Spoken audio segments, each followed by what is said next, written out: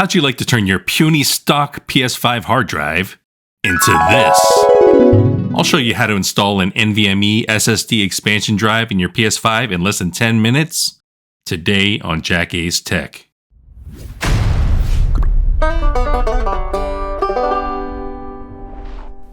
What up, doggies? Jack Haze here with JackAce Tech, and I'm here to upgrade my PS5. I'm going to be installing this 4 terabyte Western Digital SSD. I currently have the stock storage in this PS5, which is 667 gigabytes. I'm basically expanding the storage by 600%. I've been running into a lot of issues where I have to delete games when I want to install a new game, so this should alleviate any storage issues I have for a very long time. I got this WD Black SSD drive. It can hold up to 4 terabytes, but you can also get this drive in the 2 terabyte capacity. This is specifically made for the PS5. It has a heat sink on it. If you get a drive that doesn't have a heat sink, you're gonna run into overheating issues. So make sure you get one with a heat sink. I got the Western Digital drive. I feel like it's the best manufacturer for all drives, whether solid state or spinning disk. I really didn't want to go cheap with this, so I just got the best brand and model available. I watched a couple other videos on how to install this in your PS5, so I don't think I'm gonna have any problems. I have some screwdrivers, and I think that's pretty much all you need.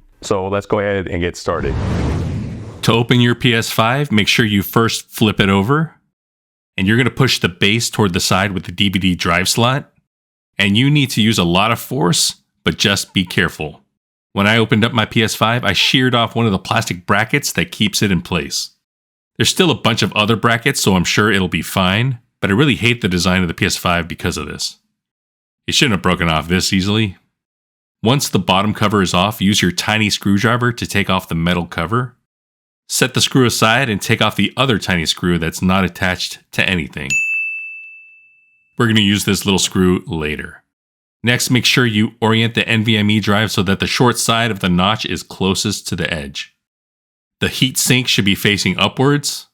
Insert the drive and press it down, and secure it with the second screw we removed. Put the cover back on and screw it back in place. Then replace the bottom cover and you're done with the physical installation. Now we just have to plug in all the cables and turn it back on. You'll see this message saying that you need to format the drive. Go ahead and format it. It just takes a few seconds. After it's formatted, it shows up as a separate 4 terabyte partition. That means you have to choose which partition you want to install new games by default. I'm going to change my PS5 to install new games from the new partition by default. There shouldn't be too big of a difference between running games from your stock console drive and the NVMe drive. They're both solid state, so I don't think most people will notice any difference.